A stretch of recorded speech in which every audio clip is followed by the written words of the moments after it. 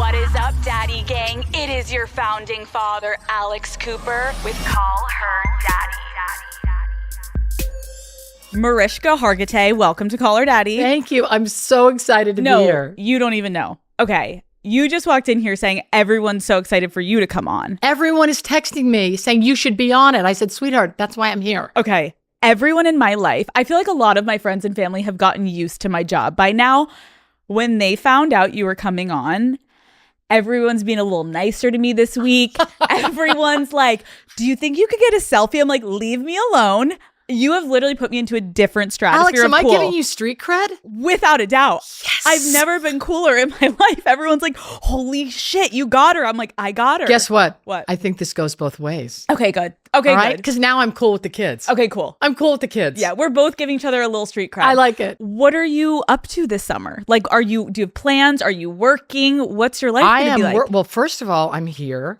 Today's a very exciting day because my trailer dropped for my film. Congratulations. Thank you. So today I'm sort of buzzy and so exciting, and it feels newly real to me, right? When the trailer drops and the poster's out. So I'm here doing that. I'm getting ready for my Tribeca premiere on the 13th. You're going to be at Tribeca too? Yes. Wait, I'm going to be at Tribeca. I told you, we need our own shows. We're just warming up. Sweetie. Lovey. Honey. Sweet cheeks. Oh my God. Babe. Honey pie. Holy shit. Pumpkin. Oh my God. Congratulations. Thank you. I know. Isn't it weird? You have a documentary about you and you're 12. No.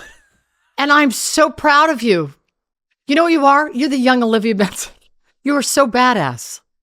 I am obsessed with you. No, but seriously. No, it's so, but isn't it scary? It's a little scary. Oh, it's a lot scary. Right? But can I tell you something? Yeah. Being vulnerable and putting yourself out there, that's the most badass thing you can do. It is. And it's the truth. But I'm curious for you with this documentary. Yeah. Obviously, you get into your childhood, which I love to talk about on Call Her Daddy. Is it weird for you to have been playing Olivia Benson for so many years and now you're about to be on screen as yourself? No. No, because I feel like, and this is something I've thought about a lot. Yeah. I feel that I have been preparing for this moment, for this project, my entire life. It took me 2 years to make this movie. I started 2 years ago in June. I did the first interview. I think it was the end of May or June. I can't remember exactly the date right now. But I decided to do it in the pandemic during COVID. And once I decided, you know, it was off to the races. And so for me, I mean, it's such a loaded question, right? Because yes, I play Olivia Benson on TV and I ask people to come forward to tell their stories. So I wanted to do what I preach and to come forward and tell my story. And I believe that telling our story and being vulnerable is the thing that makes us the most authentic, the most badass, the most human. And it only brings people toward us because it levels the playing field of our humanity. That makes me feel really good because I feel like with a documentary, it is so vulnerable. It is. And you are prepared, obviously, like, but a documentary is a piece of work. So you're ready for the critics, but you're also like, this is my life, go easy on me. And so it's a little, yeah, it's but weird. I feel like this is my life. This is my story. Everyone is obviously welcome to have their reaction and their opinion and to sort of metabolize it and assimilate it in their own way. But I find that there's such universality in this specific, right? So you're telling your story. And is it about how you got here and the sort of genesis of? Yes, it's just I had a big part of the end of my first episode. I talk about the sexual harassment I endured from my college soccer coach. Oh. And I had never really talked about it. And I felt guilty because a part of me was like, I'm similar in that way where I'm like, I'm having people sit in this chair and tell me their stories. Why have I been holding on to this for so long? And so I kind of go through the process of telling it in a way that it was nice to have a director do it for me. I know you directed your piece, but for me, I almost needed someone to take it from me a little bit. Of course. Because I was like, I don't even know how to say this. Just interview me and I'll tell you what happened to me. Yes. So it was very freeing. But that is so beautiful and so brave. And you know what? Don't ever question why, seriously, why you didn't tell your story. Because you tell your story when you're ready and not a moment before. And I tell that to everyone. And I mean, you know, I disclosed my story of abuse and I told it when I was ready. So I don't fault anyone. They need to come forward when they are ready and they have the infrastructure and they have the scaffolding and the support after to be able to integrate into the world. And so I just think it's amazing that you're doing that. And so young. Thank you. No, and I think I could be your mom like 3 times over. Stop. I'm going to be 87 on Friday. Get out of here. You're perfect in your Chanel. Shut up. Can we talk about this documentary Yes. though? It really focuses obviously on your mom, who you lost when you were 3. Yes. What was it like revisiting this time in your life? It was so many things, and I allowed it to be so many things. And, you know, it was like a archaeological dig for me. It was like the ultimate detective work, right? And I didn't know what I was going to find, but it was such a beautiful journey, a painful journey, a bumpy ride. It was all of the above. It was so many things. Okay, I'm wondering though, you're 3 years old when you lose your mom. Did you have any memories at all of her? I have a couple of memories that I don't know if they're memories or they're photographs or they're something that I wish happened or a fragment of a memory. And I don't know, but it's been a life of trying to, of longing for her and trying to, you know, reconstruct connection, which was so painful for me. You know, I say in the movie, losing my mother felt like having a hole in your heart. That's what it felt like to me. And so it's been a life of navigating that and trying to figure out how to do it. So this movie, being ready to make this movie and go on this, you know, expedition and go on this journey of finding her has been one of, you know, besides my husband and children and SVU, has been one of the most rewarding, profound experiences of my life. And because there was so much archival footage on my mom, it was the gift that just kept on giving. It kept on giving. It was magnificent. When you just said that, though, it made me think, I feel like a lot of people, we have these memories from childhood that either come back up or are so specific, and then you do start to, as you get older, be like, did that fucking happen? Like, what? Exactly. And do you have any advice for people going through that? Like, have you just leaned in and accepted that maybe they're not real, maybe they are, but they're what I remember, so I'm going to live in them? Or is it unsettling to not know if it's real? It's not unsettling. And I think that was part of the journey of making the film, is that I missed my mother. What's true about memories doesn't really matter. What matters is I missed her and I love her and we are forever connected. And I'm finding new sort of avenues of connection as I live forward. And I remember, you know, one of the things was when your mom dies, when you're so young, you know, and pre-verbal, really, it's hard to remember anything, and you certainly can't express what you felt, right? Because it was pre-verbal, and that goes for my trauma as well, about living through the accident of her dying. And I remember when I got my star in 2011 on the Hollywood Walk of Fame, and I remember thinking like, oh, you know, it's nice. It's a thing that people do. Oh, yeah, it's nice. I didn't really know how to take it in. I guess. And I thought like, oh yeah. I mean, it kind of dismissed it. I'll be honest with you. And then I got there that day. And when I saw my star on the ground next to her star, I was so overcome with emotion. And somehow into that moment of seeing her, this visual of these two stars with her name on it and my name on it, was one of the most emotionally connected moments that I've ever had with her. And I tell you this, it took me by surprise to be connected with her and the stars, because it was on such a primal level, and it was in my cells. It was in my cellular DNA. And I was so surprised by it, but I just took it as a gift. So there's been these moments, and during the making of this film and on this journey, I've had so many moments where I got to see our similarity, or what I came from and what I admire and revere and respect, or the things about her that I'm in awe of, and the things about her that are so similar to how I am. So in that way, it has been this gift.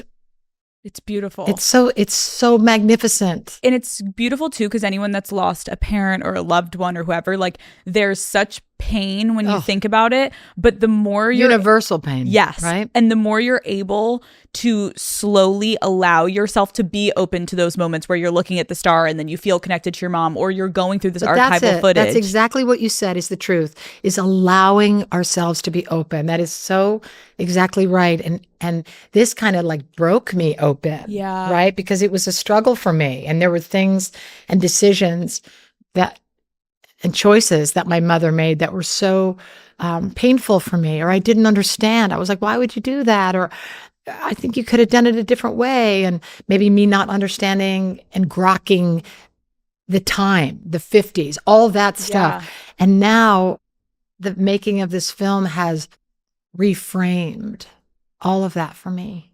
Even like as simple as someone not being able to, whether you're not doing a documentary, one, if you have photos or you have film, or even journaling about your memories and your experiences, anything that can allow you to feel a little bit closer to your memory of and have that intact, because you don't want it to feel like this scary void that you can't remember this person. So then you just feel shut down. The more you're open to it, I feel like you almost come back to feeling whole and full. Completely. Your dad, your mom, after she passes, you're raised by your dad, Mickey. And my stepmother. Yes. Can you talk to me about your relationship with him growing up? Like, what was it like? Amazing. He was everything to me. He was my mentor, my inspiration. I revered him. I modeled myself after him. He made me feel safe and seen. And he was such a great parent because he was reasonable. And what I mean by that is, I'd like do something wrong. And then back in my day, we used to talk on the phone. Not the cell phone, but we used to that's what you would do. You talk to your boyfriend or you talk to your friends every night on the phone, rotary phone. And so I'd do something wrong. And then he's like, no phone 1 month. And I would go, okay, Dad, you're out of control. That feels unadjusted for what I did. And I think you need to think about that because it's not fair. And he would go, okay, fine. Do you know what you did wrong? Yeah. Okay, you could use a phone. And it was stuff like that. And he also raised me when I did something wrong to go, you know what you did. You know what you did.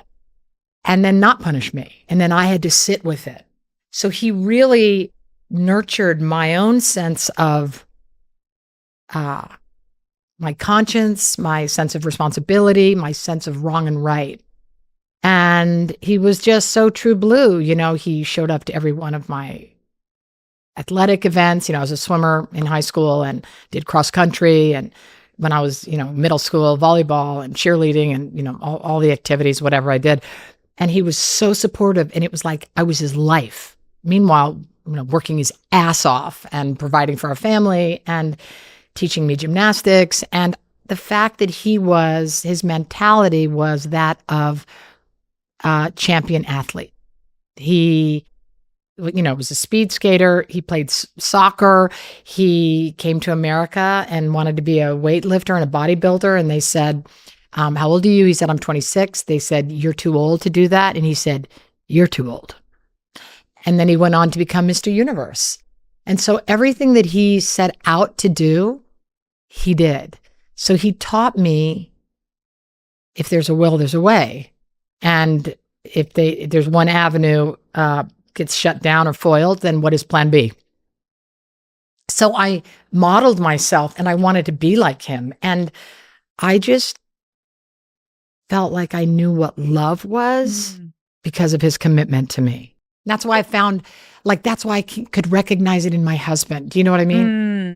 Well, I was going to say, because even someone listening to this, it's like, wow, what an incredible father you had. And then obviously there's this big reveal in the documentary of you find out that he's not your biological father.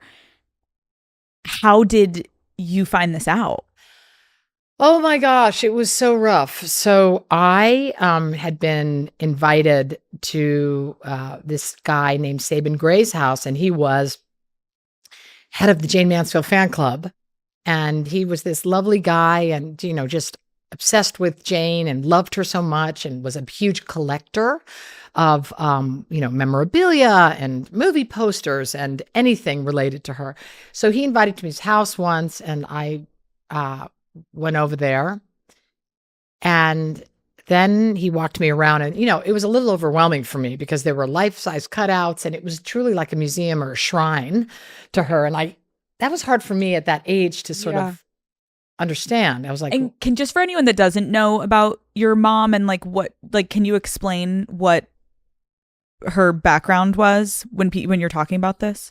Oh, so my mom was just in case. Oh yes, no, please. So my mom was an actress and sort of a iconic sex symbol in the 50s, like Marilyn Monroe. So she was one of the most photographed women ever. And a big, movie star and, legendary, really. And so I went to his house, and again, I'm seeing all this stuff that I had never seen, and kind of grew up away from all of that and didn't have a very sort of Hollywood childhood. My dad was a builder. My stepmother was a flight attendant. So we traveled a lot and just had a really normal, I would say, life. And so I went to his house, and then he's showing me around. He's showing me all these photos. He's showing me, whatever it is, dresses that she had that he'd collected, earrings that she wore, things from movies, from the movie set, props or whatever. And then he says to me, do you want to see a picture of Nelson? And I just looked at him, and this jolt went through my body. And I said, who's Nelson? And then I knew in 1 second. You did? Uh-huh. How? I don't know. I think my whole life, all the just millions of millimoments. I don't even know if that's a word. Little fragments of a memory, of a moment, of a thing, things I caught that my sort of that went into my subconscious moments. And then I said, who's Nelson? And then he, I saw the drain out of his face, and he sort of panicked and turned white. And then he said, he panicked, and he said, oh, it's probably not true. It's probably not true. And that's when I knew. And I think that he couldn't believe that I didn't know. I was 25. How could I not know? And I understand that. And then he said, it's not true. I'm sure it's not true. And then he showed me his picture.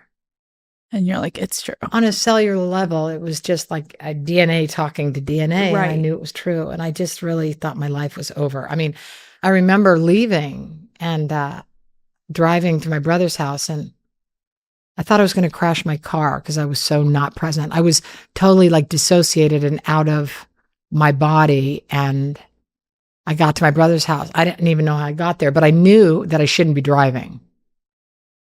Yeah, it was crazy. 25 years thinking you know your story and your narrative, and your mom also, you're trying to process like not having your mom, and you're at this man's house and you're seeing like, oh my God, everyone was obsessed with my mom and loved my mom and I don't get to have her. And then it's like you're hit in the face again. It's like, oh, by the way, The Mickey. one thing I did have, the one thing that I was rooted in, the one thing that was my constant was no longer mine.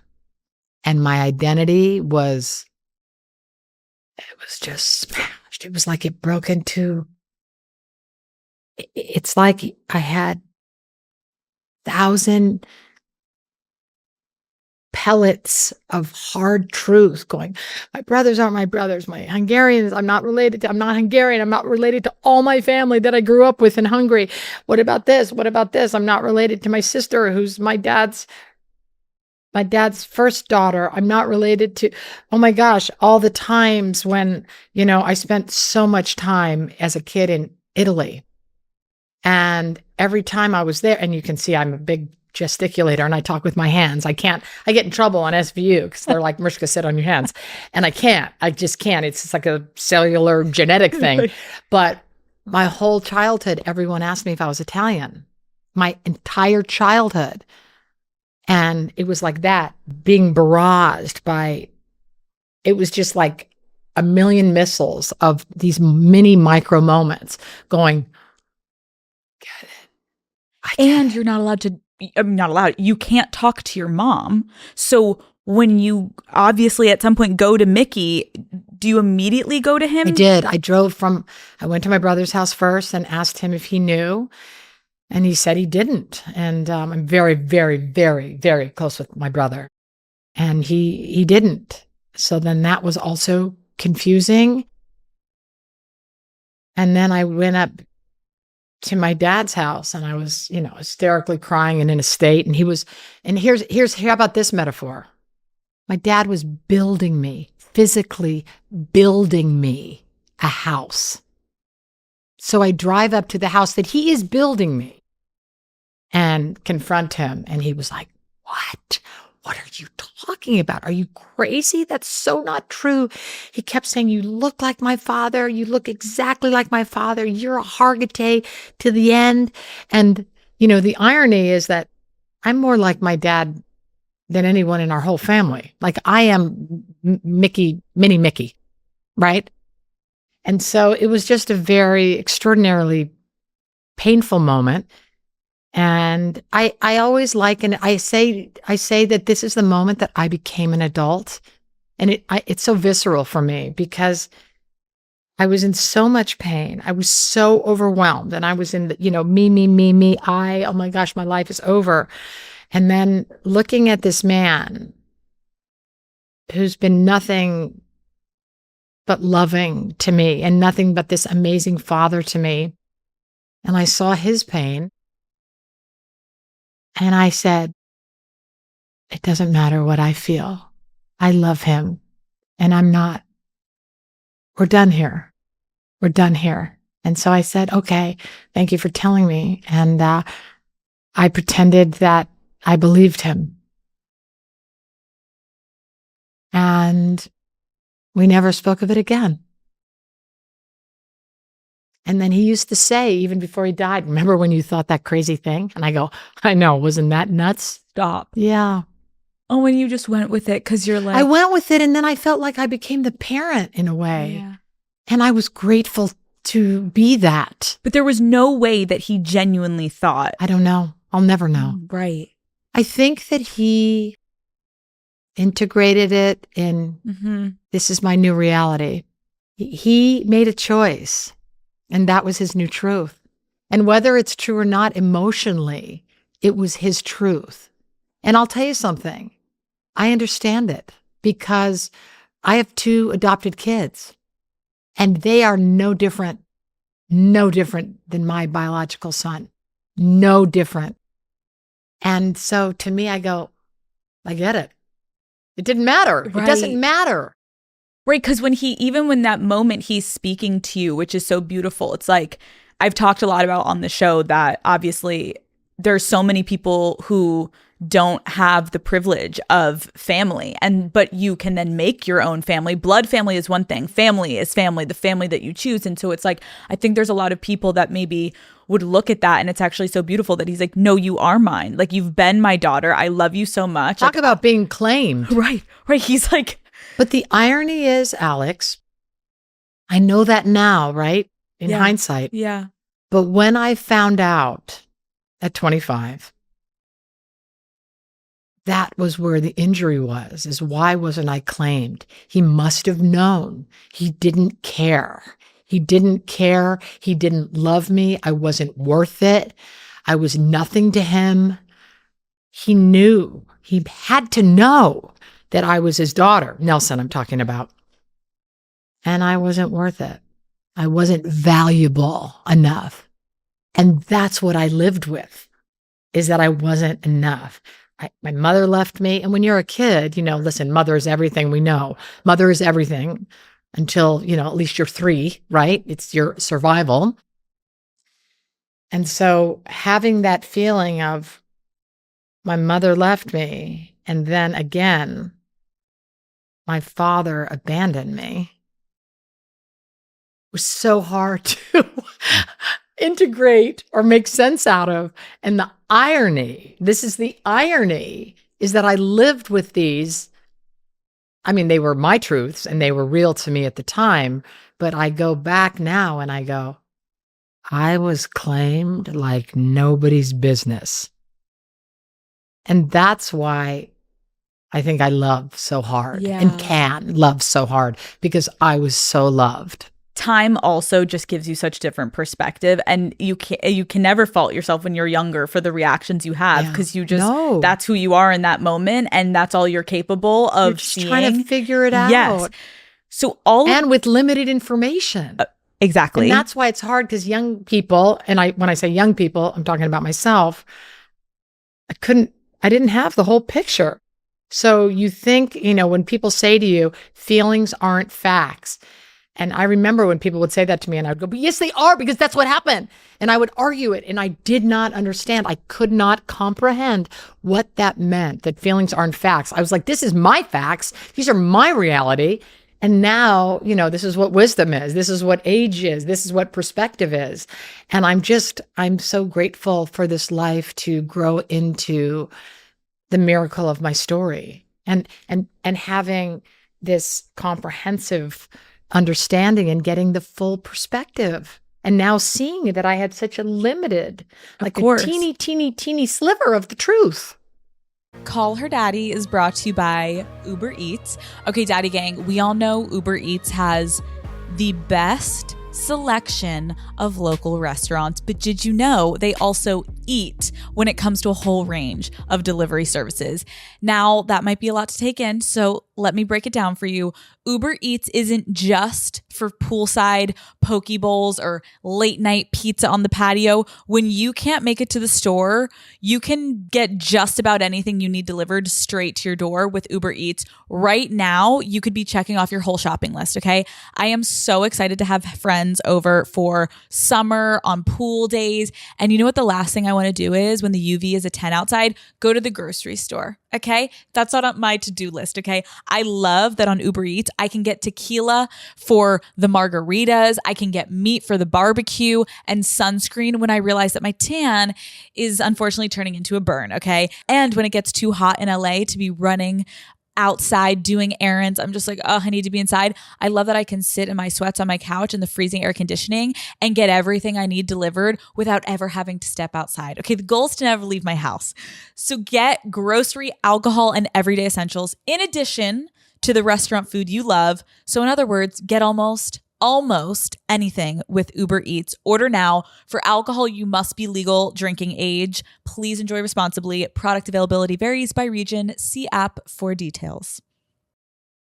Can we talk about your career? Did you always want to be an actress? So, no.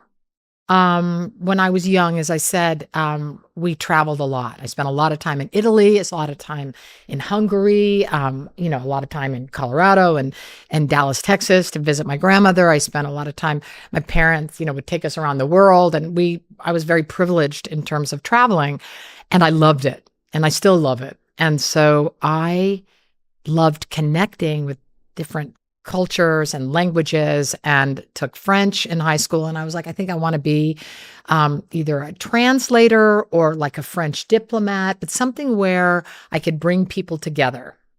And my favorite teacher, who was a nun named Sister Margaret, pulled me aside and said, Mariska, because I used to get in trouble for talking all the time. I'm sure you know that one. All the time. And she said, I think that you should try out for a play. And I was like, what? She said, you're an extrovert, and I wonder if you would like to try acting. I went, and I never had thought about it. As a matter of fact, I was like, no, I don't want to do that. It's not. And then I tried out for the play, and it was a comedy, and I had the best time. And it was a crazy French farce. So I got to be nuts, which was very comfortable for me. And I always thought that my career would be in comedy, by the way. I mean, I started in comedy. You're funny. I know. No one knows that except you. Okay. You walked in here and understandably, I didn't know what to expect because it's like dun dun, and I'm ready. No. And then you walk in, like Olivia Benson. right? You're like, girl. I'm like, oh shit, I love you. It's different. It's so funny. I know I got cast. You know what's funny? I always get cast as cops. I'm like, what is the deal? I'm a comedian. But anyway, not a comedian, not a real comedian. I'll take that back. I have serious respect for real comedians. Believe me. But in another life, you're a comedian. Yeah, in another life. Okay. But anyway, the point is, so then I had so much fun. And then my senior year, I tried out for the lead in the play, which was a drama. And I got it and fell in love, and I was like, this is the end of it. And then I applied to USC and UCLA, and I decided to be a theater major, and that was the end of it. How long into you going for auditions did you get SVU? My 20s was really hard. And then I did a couple of guest star things, but then it dried up for me. And I just went to acting class. And then it was when I turned 30 that I started working in a consistent way. I mean, even that Yeah. is such just like a nice thing to hear, because I feel like obviously people are going to watch this and be like, oh, you have the best fucking life. Like, No. look at you. You're so 20s successful. Let me tell you something. My 20s were not cute. Okay. Not only were they not cute work-wise, but I found out this when I was 20, which, by the way, I think that also really took me apart. So I didn't work, I worked in my early 20s, and then I don't remember working so much 25 to 30. Like, it was a dark time for me. And I really wasn't confident. I had an identity crisis, which I like telling people that I'm not. It's true. It's what happened. We all have our demons. We all have our skeletons. Life is hard. It's hard navigating it. It's hard figuring it out. There's so much to figure out. And so then at 30 is when I started working in a more consistent way. And then it was at 34. I'll tell you a fun story. This is a great story. You'll appreciate it. Okay. So I used to go to New York twice a year and just see theater. So I went on one of my trips. I was 30, I think it was in like January. I was 34, and I come to New York, and a friend of mine said, oh my gosh, Mariska, you have to go to the psychic. You have to go to the psychic on Long Island. I didn't even know where Long Island was. I mean, I was, I don't know. Of course you're going to Long Island. I'm like, I go to Long Island. So I drive out to this guy's house on Long Island, and he gives me a psychic reading. And because my mom was famous, I always was like, you are just probably going to Google me and, from Jay Mansfield's daughter, and then come up with some bullshit. Of course. So I sit down with this guy, and we're talking. He says some things. And then he says to me, and I was listening to him, and I'm like this. And he goes, I swear to God, he says, you see that face? I have this on a recording. You see that face right now? I said, yeah. He goes, you're going to be famous for that face, that serious face. And I said, no, I am I'm funny and a pretty deadly combination. I'm going to be a comedian, I say. And he says, this is my favorite thing I think anyone's ever said to me. He goes like this, I don't give a rat's ass what you think. You're going to be famous for that face. And then he says to me, and you're moving to New York. And I said, no, I have this gorgeous house my father built. I was living in a house with like 32 roommates because I had this house and it had 5 rooms, obviously couldn't afford it. So I rented out rooms. So I'm like actually living out an episode of Friends. Not an episode, but the whole season because I had so many roommates. And I was like, I live in LA. This is my town. I have my roommates. I have my house. What am I going to do with my house? Swear to God, 6 months later, I got SVU. I swear this is true on my children. This happened. He said, I don't give a rat's ass. First of all, how great is rat's ass? No, it's in everything. There's no better expression. I'm taking it all in because I'm also just like this fucking psychic in Long Island. I'm like, holy shit. He also said that there was going to be an issue with the cocktail ring. And then there was. I'm not going to get into that story. Okay, wait. But I just want you to know that this happened. This is good stuff. I need to write a book and put it in. You heard it here, people. Okay, wait. You get the script finally for SVU. Yeah. What is your first impression of your character? So I read it and I said, and I never had this experience. I've never loved anything more. This is my show. This is the most progressive show I've ever seen. I love it. I need it. I have to do the show. And then I had the audition, and then I got a call back. And on the second call back, Dick Wolf was there, and I see another girl in the waiting room. And I'm like, oh no, this is not happening. So I walked in there and I said, listen to me. I didn't know that Dick Wolf was like the king of television. And I go, I don't know who that is out there, but let me tell you something. This is my part. And he's like, oh, is it? And I said, yeah. So you tell her to go home. So I do my audition, and then he gives me notes. He gave me notes.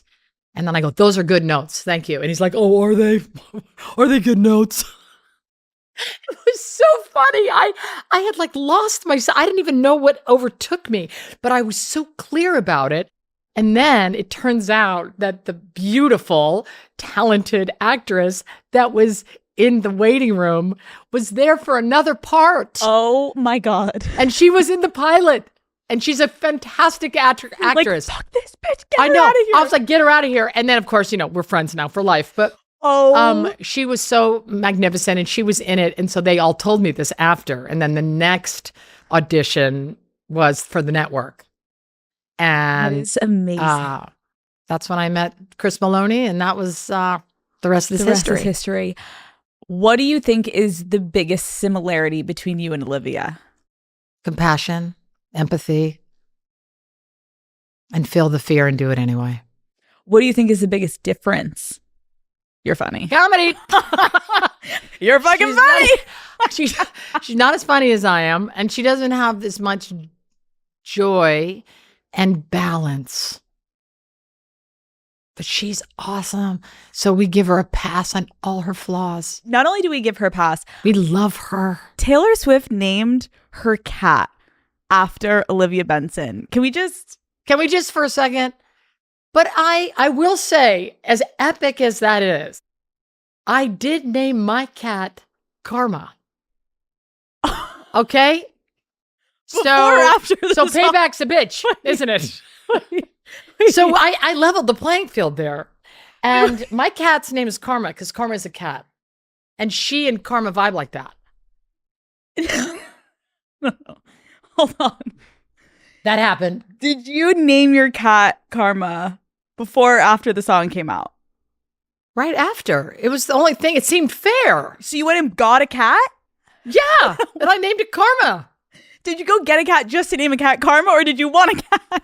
Well, actually, there's two things. That's a great question. I didn't want a cat. I wasn't planning on getting a cat. And I was walking to Starbucks with my daughter and, well, all my kids. And there was a pet store there. So embarrassed about this because I don't like buying animals from pet stores. And I really don't, because my dog is a rescue and I'm all about a rescue. Yeah. However, and parents understand this, there are moments as a parent when your kids lose their shit. They lost their shit. And then my husband, who is the kind of guy that will go, we're not buying a cat. We're not, guys, no, we're not buying a cat. And then I said, Peter, just get in here for 1 second. And we're in the little room, like, you know, they have little sections in the pet store. And then Peter gets in with the cat. And Peter's like, he picks the cat. No. And then the kids are like, we want this one. And Peter goes, no, we're getting this one. And it was so hilarious. And then Peter picked the cat. So I guess Peter and Karma vibed like that. I don't know what I'm saying. So we went home with the cat, the kitty, the cutest little kitty, who now we call it Kitties. That's your cat voice? Kitties! No. Kitties! I can't believe. And you know what? The sad part is the cat ignores me. The cat is so bitchy. If I didn't have my dog, I'd be the most insecure person on the planet. Because I come home and our dog, right? She goes crazy. She jumps on Peter. She's like she can't come down for half hour. She loves us so much. She can't see straight. Like I have to send her to the shrink when we're gone because she's so upset if the whole 5 of us are not together. And I come home, my cat's like, what? Karma's like, I don't give. She walks by me and goes, whatever. How was your trip? Okay. That's how so. she's so bitchy. But I love her. And the whole hard to get thing, I play it right back. You love it. Yeah, I love it. Okay, you don't strike me, well, maybe, as a music video girly. Oh, I'm so music video. You are so. Let me tell you something. I did a music video before Tay-Tay. What did you do? Sweetheart, I did Ronnie Millsap, She Loves My Car. Okay? What? Because I was on a car in a bathing suit throwing a beach ball. What? Oh, yes. Guys, Someone pull this this up. video is going to make Hold on, a huge comeback. Hold on. Ronnie Carmack? No. Did you just say? No. Sorry. Wait.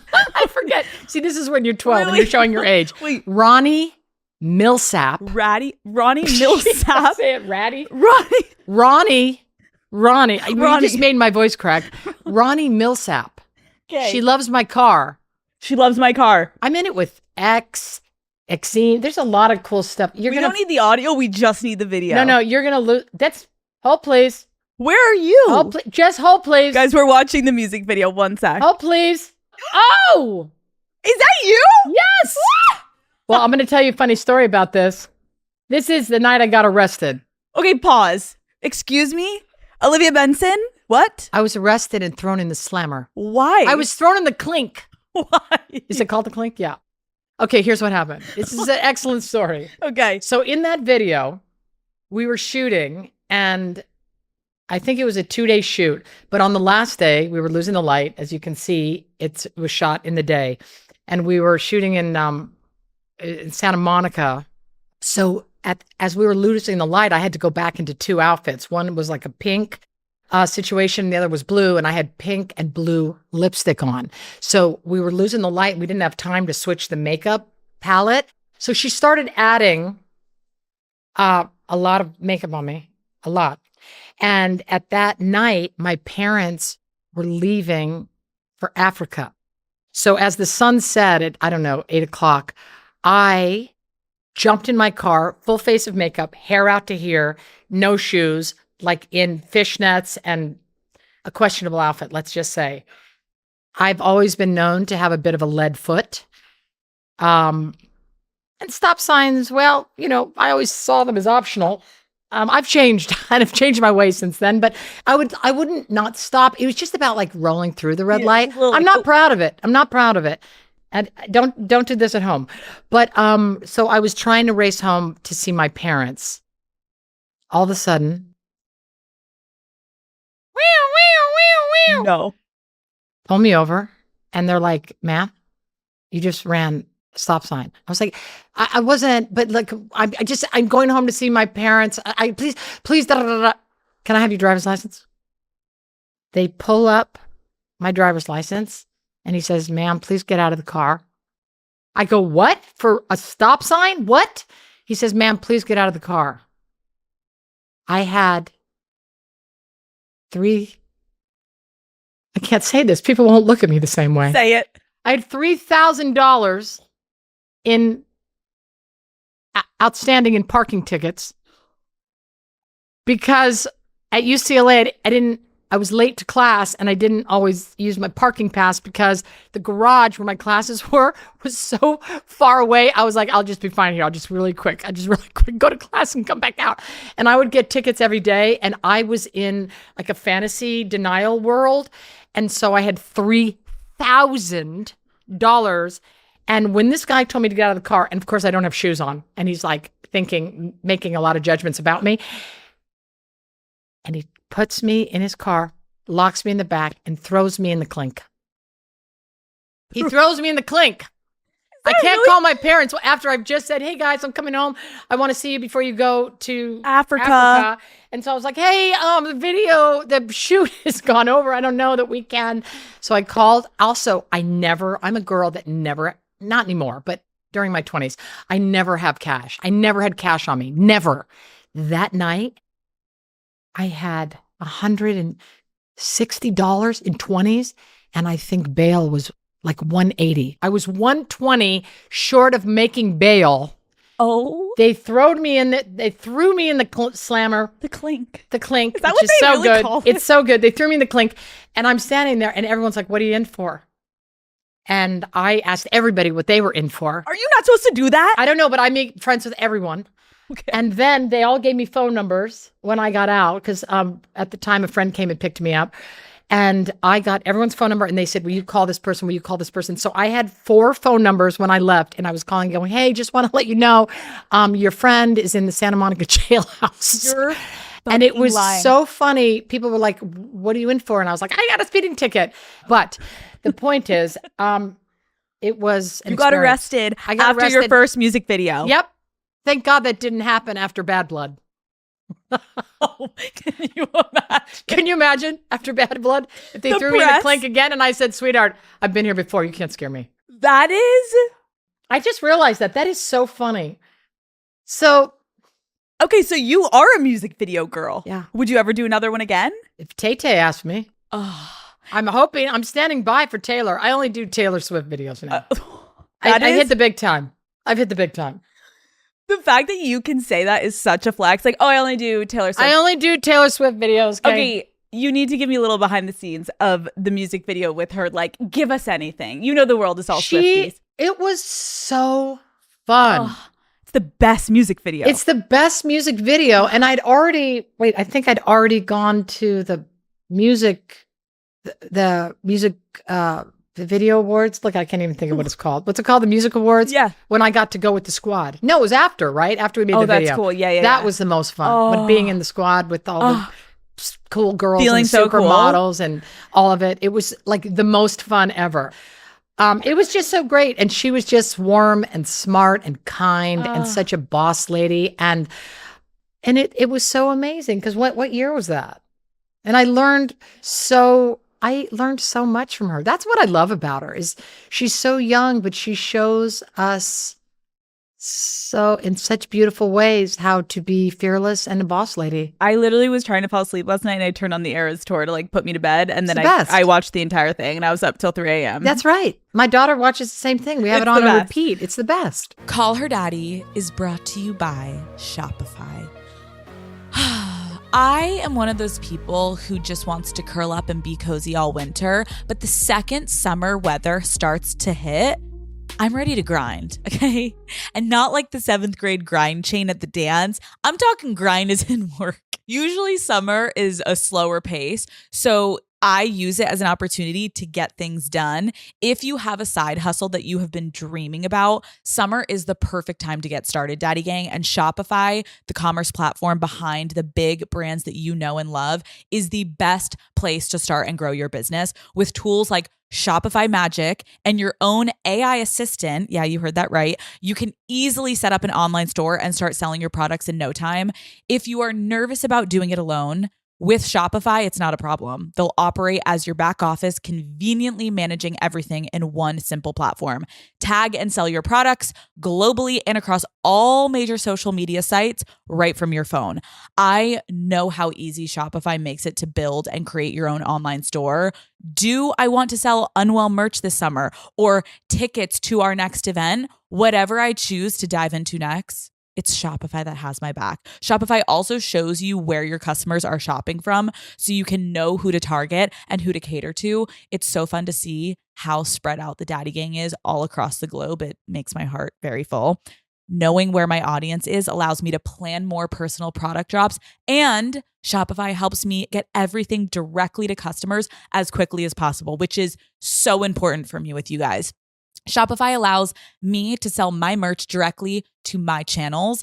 It's a side hustle summer, Daddy Gang, and you can start today. Check out shopify.com/daddy. That's shopify.com/daddy. Can we talk about your time on SVU? Obviously, I know that you've talked a lot about how people will come up to you and feel comfortable to disclose their stories. And sometimes they're telling it for the first time to you. Like, Yeah. how does it feel to know people trust you like that? It's such a privilege. It's such an honor. Yeah. It's insane. You know, I live a very unique existence that way, with such a deep connection, like soul connection to my, people, survivors and fans. And it's so different than I think maybe other artists have, because they share with me the deepest, most sacred, most tender, intimate parts of themselves with me. And there's such a beautiful, understanding or a feeling of safety. And that's been, it's hard really to put into words, to have such a connection with a person that almost requires no words, because it's an understanding. And I am so grateful. And I think it's part of the reason of SVU.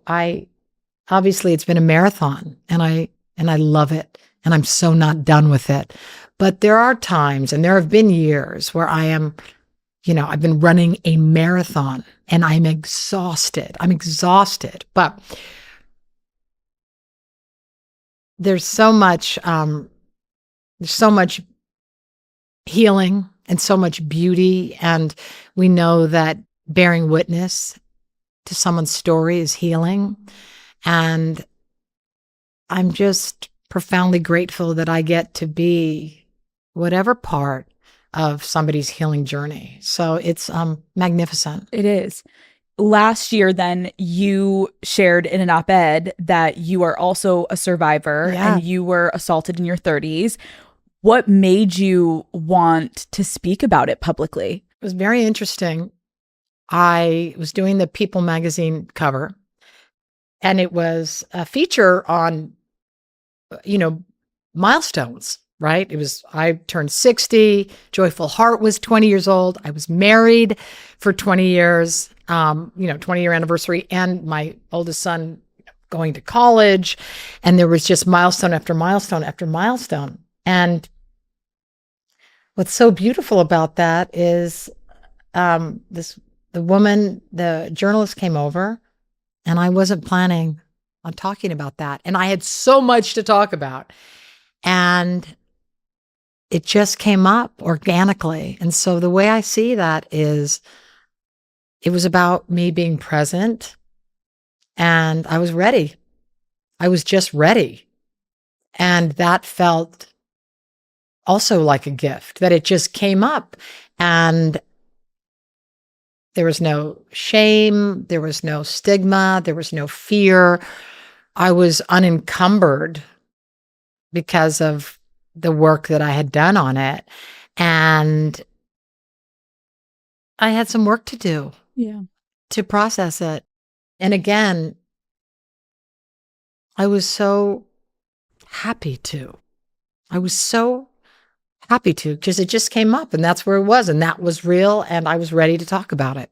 Because I was thinking, like, I noticed, obviously, there's like a parallel in this character that you've been playing is investigating these types of crimes, right? That's right. But then behind the scenes, you're processing trauma. Like, what was that like for you, being on SVU and having these heavy hitting topics every single week? Did it ever impact you emotionally Oh, yeah. with what you've gone through? So much. And I think that's the deep compassion and empathy and understanding and connection of really understanding it on, a visceral level. And that's why I wanted to talk about it, because so many people blame themselves, myself included.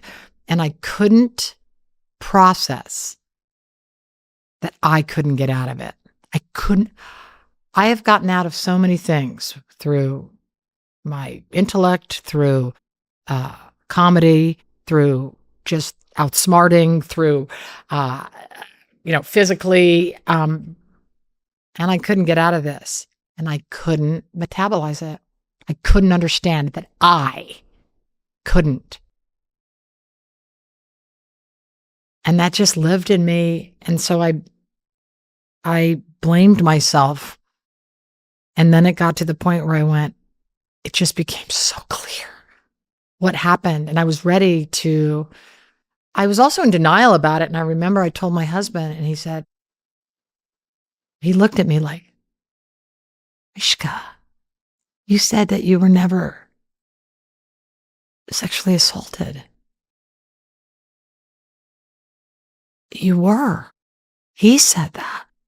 And I remember going like, and that's why I understand about denial and dissociating. And I have so much room for that in people, because now I look at it and I say, I'm grateful for that part of myself that kept me safe, for that part of myself that said, you're not ready to deal with it. So there's no blame. There's only integration. And we have to scaffold ourselves. We have to support ourselves. We have to be ready. We have to build an infrastructure within ourselves and external support that we know that will be heard and that will be understood, and timing is right. And so I was very excited to share that, because I know that, as Olivia Benson, I know that people like project on me and think, oh, she's so this, she's so that, it could never happen to her. Well, guess what? It did. And there was nothing I could do about it. And even if I could, fight or flight is real, and people freeze. And that is the neurobiology of trauma. That is what happens. We freeze. And so understanding that and studying that, and I think that in all my, research and all the studying that I've done, and, really learning about trauma and understanding, the body keeps the score and how we hold trauma in our body on a cellular level, and, fracturing and memory fracturing and all the things that happen to us. I had to fully understand that to be able to talk about it, because I couldn't understand. And so many people couldn't understand. And my favorite thing was, after I shared that story, so many women came forward and said, that happened to me. And they couldn't believe that they didn't understand what happened to them physically.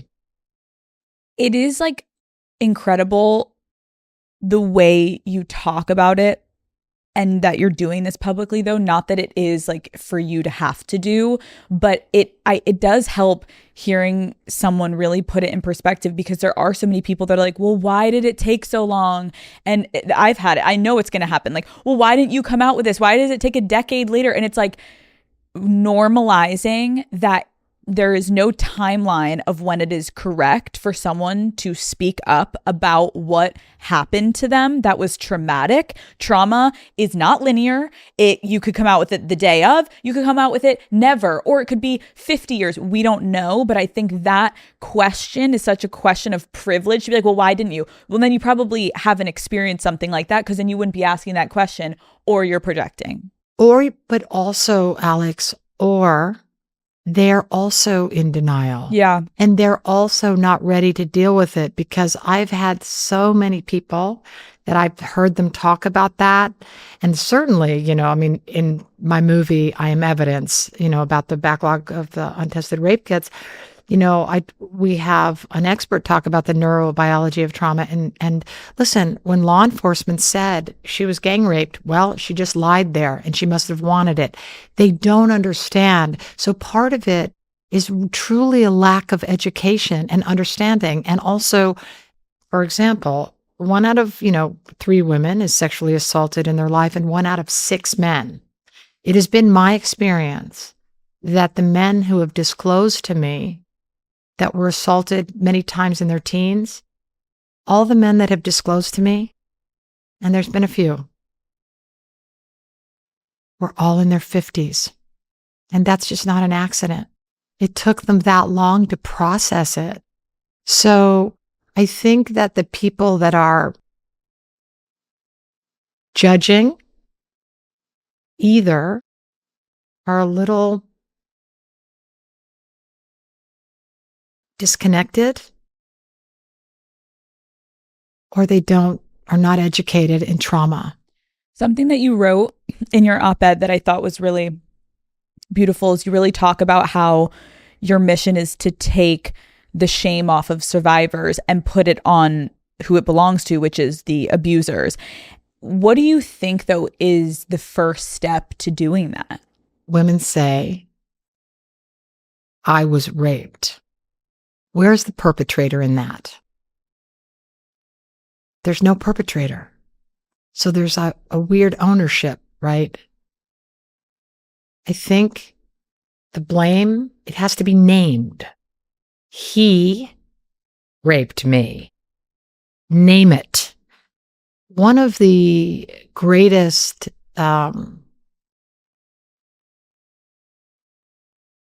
pieces of advice that I've ever received, and I'll tell you 2. Well, there's 3.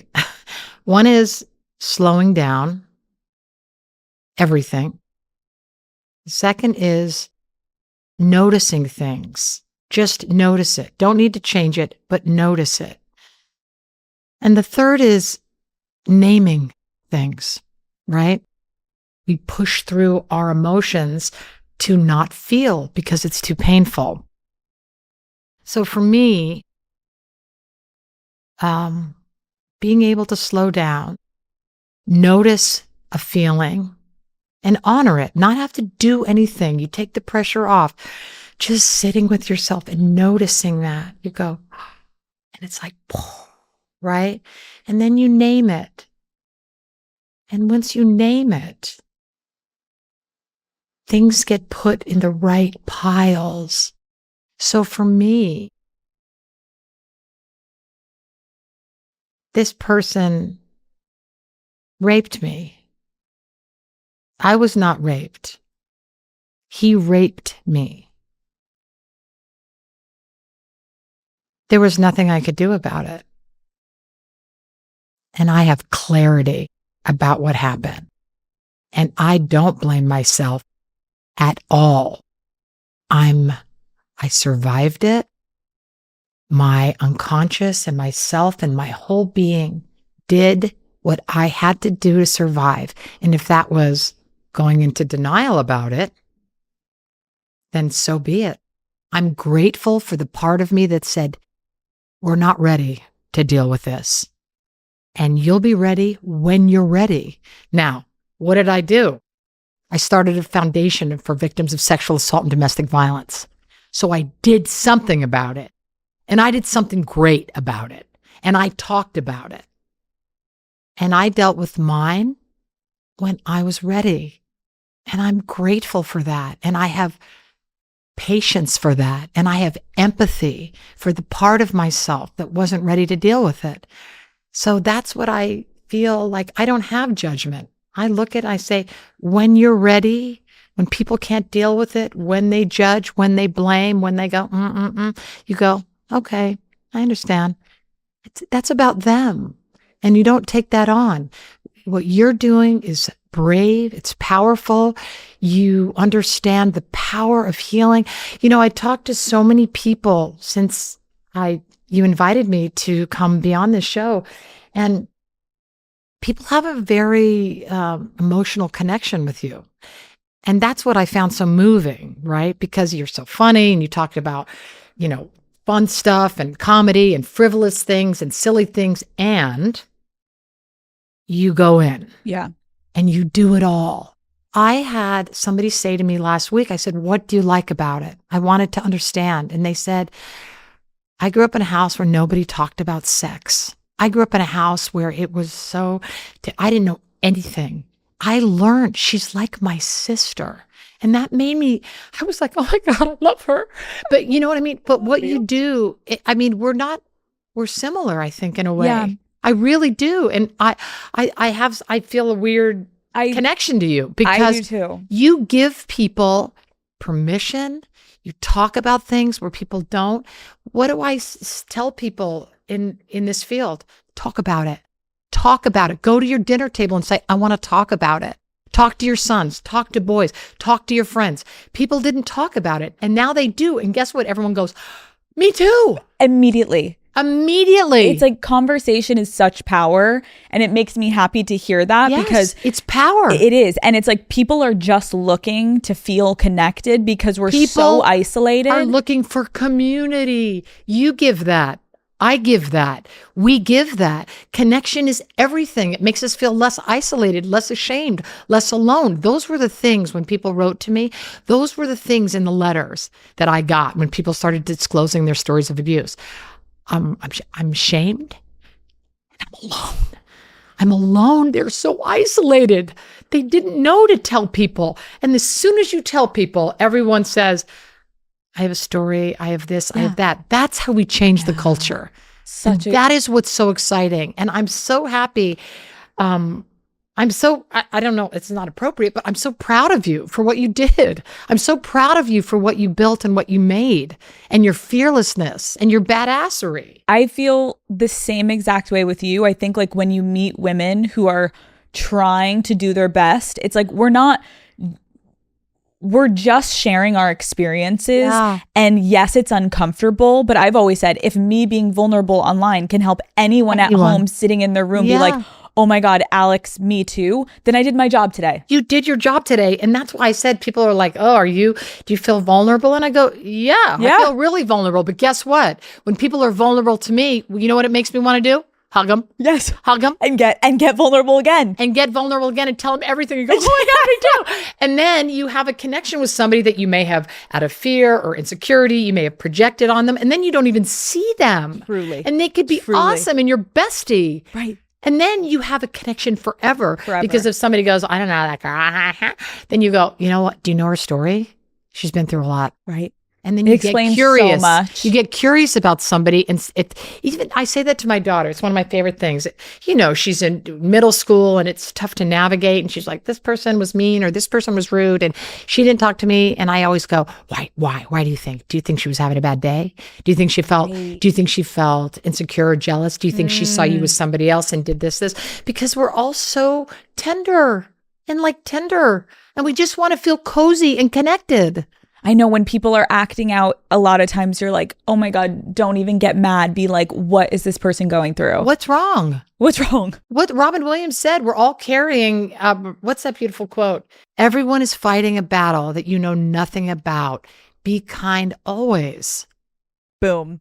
I know we only have so much time, so I have to ask. I have a hard out at 5:00. No, you 5:00. No, I am jumping on a plane. No, I know. So let me ask some of like the questions I need to ask. Go. Because the SB do your thing. I'm ready. I'm here for it. First of all, I could talk about this with you we could go on a fucking retreat together and sit and talk and write 9 books together, but I only have so much time with you, so I need to ask these questions too. Okay, SVU fans are obsessed with you and Chris Maloney's on-screen dynamic. Obviously, talk to me about your friendship in real life.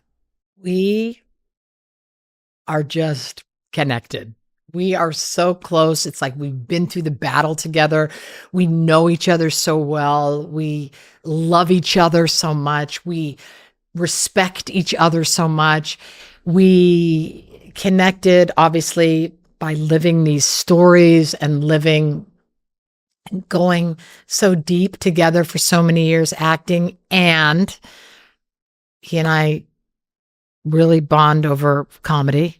We have a very similar sense of humor, and we just have, you know what it is? It's shared perspective. It's shorthand. We are so comfortable with each other. We deeply trust each other. We know, like, whatever he needs, I will always be there for him. And that's mutual. And we have grown together. We've known each other 27 years. When he left the show, I felt like obviously the entire world was just devastated. Like, how did you handle that? Did you know? Had you guys talked about it? Like, what was, and how did like it affect the cast and everything? I was devastated. No, it happened very quickly, and it was surprising. It was over a negotiation, and I tried everything I could to fix it and change it.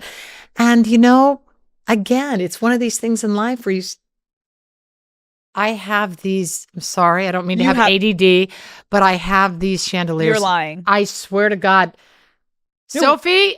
No, we have pull up my, the chandeliers in my dressing room. You're lying. We have the same taste. Were we separated at birth?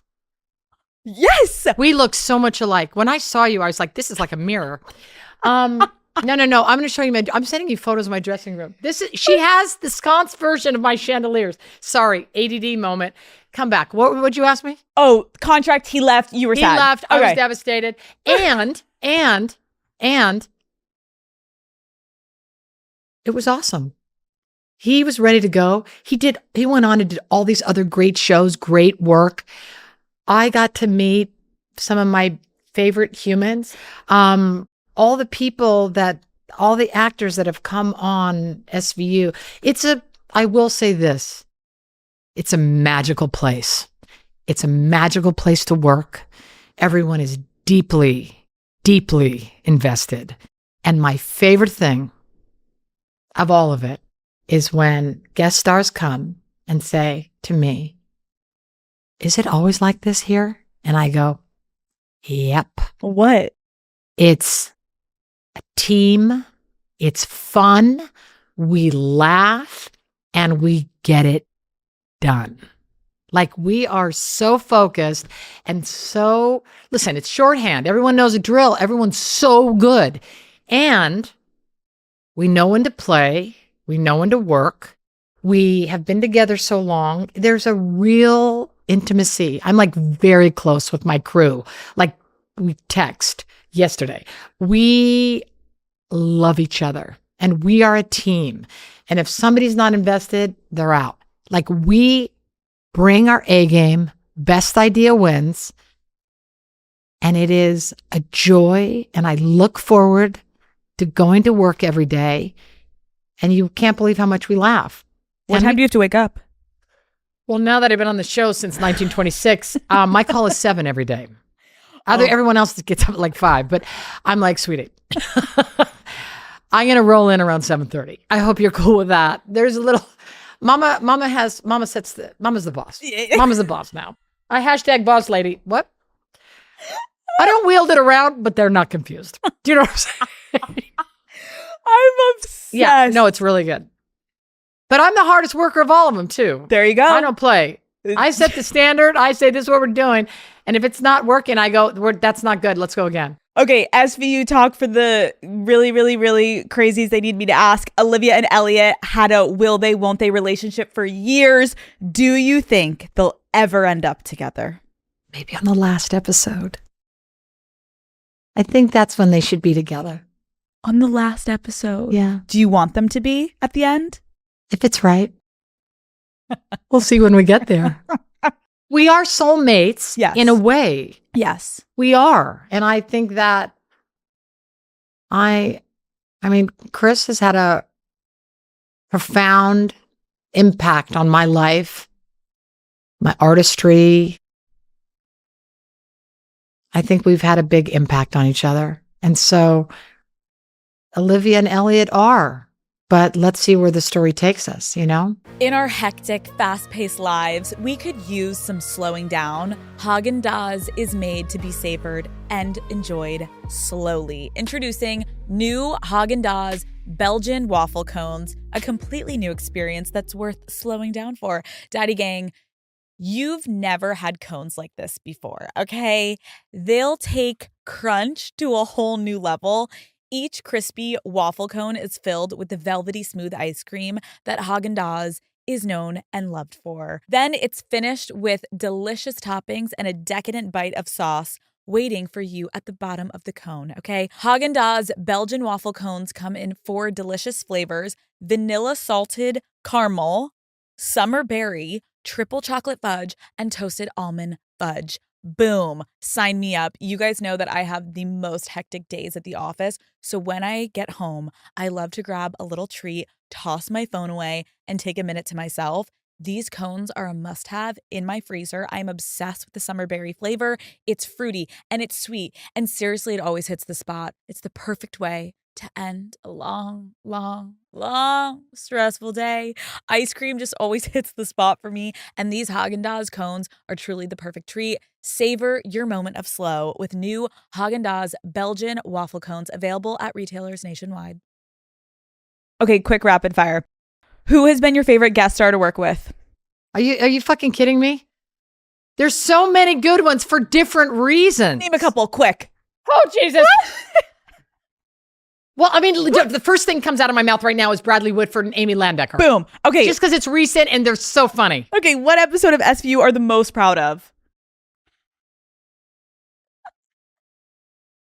Rapid fire? The one I directed, maybe, what's it called? In the, that thing. The one in the sky with Bradley Whitford. Go ahead. Boom. Okay, what has been your craziest fan interaction? The craziest fan interaction. Hold on, there's a lot. I like it when, like, you know, because I get so much love on the street, and I get a lot of love. Somebody's like, I don't get SVL. I don't get it. Somebody came up to me and I'm like, oh my God, well, I'm so sorry. Thank you. I don't know what to say. Sophie, do I have another fan interaction? No, that's good. Sophie's not even. Sophie. But you live in New York City. Yeah. Is it like, can you walk to the bagel shop? No. It's so awesome. But you have to understand, I walk. It's such a joy because I walk and they're like, oh my God, I love you. You know, it's and they're like, Olivia. Yeah. And I hug it out. I'm a hugger. It's very intimate, relationship in New York. Okay. So one time I was getting in my car and I saw a man fall. And so I went over, I jumped out of my car, I grabbed the man and I picked him up and I put him in my car and I took him to the hospital and then I took him home. Like I do like stuff like that a lot. If I see something, if you see something, say something. If I see something, I just handle it. There's stuff like that. Has anyone ever mistaken you while you're on set for being an actual cop? Well, there was the time when I was shooting a scene in a park, and we were shooting a scene, and the little girl came up to me crying and said hi, and she was just crying, and she wouldn't talk, and I said, "What's the matter, honey?" And she said she was crying, and I said, "Did you lose your mom? Where's your mom?" And she was like, ah. And so I just picked her up. I said, "Can I pick you up?" And I picked her up, and then I walked around the park until I found her mom. So I think she thought I was a police officer, but either way, she trusted me. So that was beautiful. Olivia, we love it. Have you ever taken anything from set? Like, do you have any of like Olivia's memorabilia in your house? Oh yeah, take whatever I want, whenever I want. I just go, "Can I have this?" I always ask, "Can I have this?" And they're like, "Yeah, go ahead." Or they're like, "No," and you're like, "Okay, thanks," and you take it anyway. Yeah, they don't say no, but I don't ask for stuff like that. You know, they gave me like my real badge because I wanted that, and I framed it, and then they made a new badge for me. That's really cute. Yeah. Okay. With all that you've achieved, How do you define success at this point in your life? Peace, space, balance. I feel so peaceful and present in a new way. I haven't always. I used to have a lot of anxiety. I'd be scared. And I'm just not anymore. And I trust. I think that I trust. I think I had a lot of catastrophic thinking and was waiting for the shoe to drop, which is understandable, losing my mother and then this thing happening with my father. And now I feel steady and grateful and loved. I think my family is my biggest place of success in my life. It's everything that I wanted. My husband is everything that I wanted. My husband is my home, my cheerleader, makes me laugh if he can fix anything. And the best dad. I call him daddy. I'm just kidding. I so don't use that. It was a shtick. That was that. That's the headline. No, and then my kids, like our family. I love my kids so much, and I just love our family. I love our family. The fact that I get to go home right now to my kids and my family, I'm like, what else is there? What else is there? And integration. I say integration. This is what I was talking about, all the parts. I feel success because I'm integration. Everything's in balance. There's no like highs and lows. I'm like, oh, yes, okay, the movie is great. But I'm just settled being with you and being present and connecting. I just feel settled and hopeful. And now I go back to SVU and I'm like, oh, I wonder what I'll do. I'm not as fearful. You know? I think that's incredible advice. Like even thinking back to the beginning of this episode when you were talking about, your 20s, you were like, that was the worst era of my life. And I know I have a lot of women in their 20s listening. Yeah. And I think it's so beautiful to hear from you how they should feel so hopeful that it's going to get better. You're going to know yourself more. You're going to grow into yourself more. You're going to learn how to heal your traumas. You're going to learn how to love yourself more. It's all coming. Be patient and be gentle with yourself and know that there's parts of you at work and they're all trying to figure it out and they're all parts that want your attention. Mm-hmm. So be gentle and listen to that inner voice. My inner voice has guided me. And when I'm still enough to listen to it, it has all the answers. You already have everything you need. You already have it inside.